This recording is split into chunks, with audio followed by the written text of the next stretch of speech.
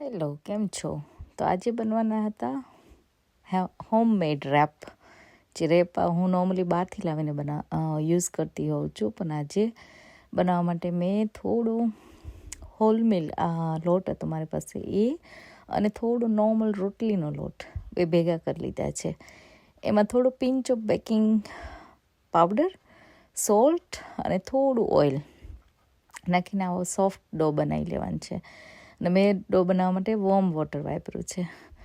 અને આજે બનવાના હતા એન્ચિલાડા.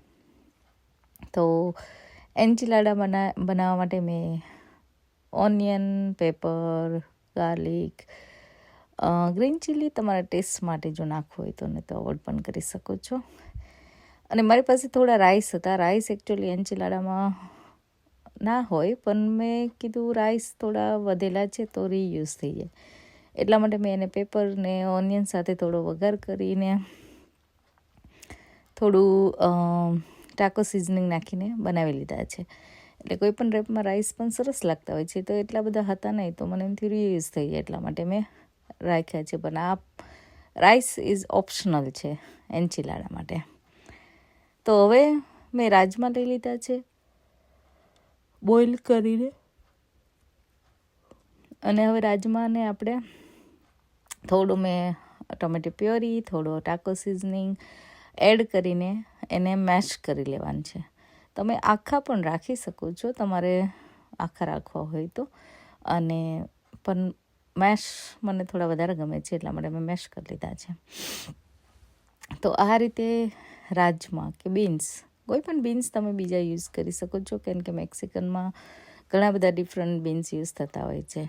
તો આ રીતે બધું મિક્સ કરીને જો રાજમા થઈ ગયા છે તૈયાર યુઝ કરવા માટે. એટલે બહુ લિક્વિડી નહીં રાખવાના, બિકોઝ આમાં તો એન્ચિલાડામાં તો પણ ચાલે, પણ કોઈ બીજા રેપ બનાવતા હોય તો મેક શ્યોર કે બહુ મોઇશ્ચર કે ગ્રેવી ના હોય.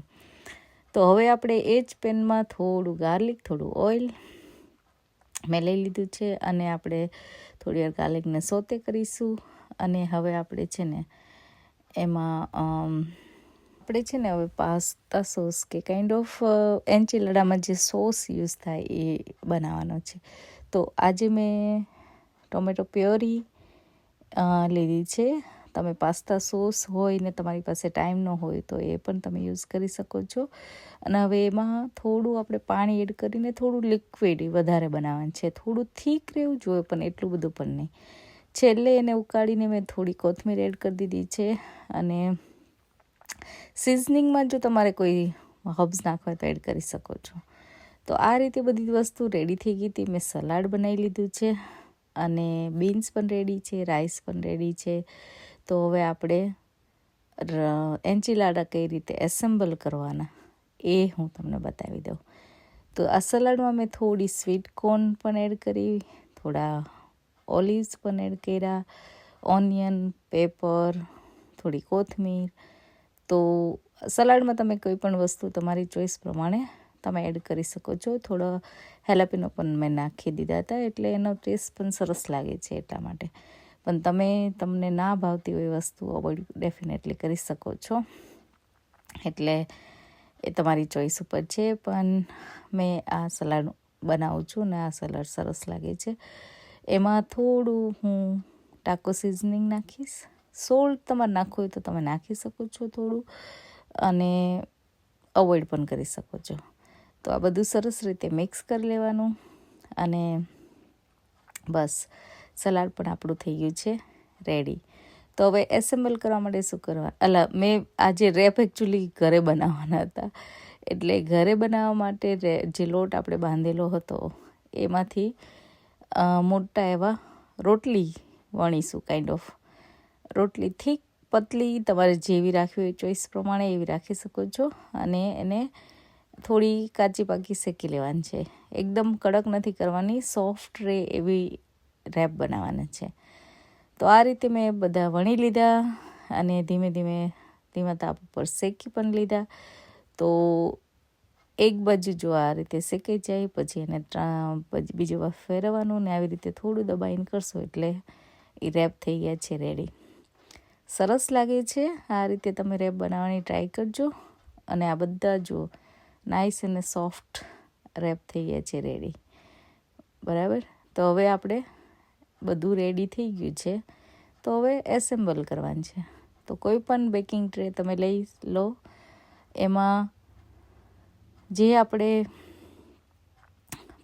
સોસ બનાવ્યો હતો એન્ચીલાડા માટે એ આપણે થોડો પાથરીશું નીચે, અને પછી જે આપણે રેપ બનાવ્યા છે એ રેપમાં આપણે બધું ફિલિંગ ભરવાનું, રોલ વાળવાના અને ગોઠવતા જવાનું. તો મેં આ બીન્સ લઈ લીધા છે, થોડું રાઈસ, થોડું સલાડ, આપણે બધું એડ કરતા જઈશું અને રોલ વાળીશું. તો મેક શ્યોર કે તમારા રોલ કે રેપ જે હોય રોટલી, એમાં એટલું બધું ફિલિંગ નહીં ભરતા કે જેથી તમે સારી રીતે વાળી ના શકો. પણ આ રીતે અથવા તો થોડા 1-2 રો આમ રાઉન્ડ થાય એ રીતે ભરવાનું, એટલે સરસ રીતે તમે મૂકી શકો એમાં. તો આ રીતે બધા રેપ ગોઠવી દેવાનું છે.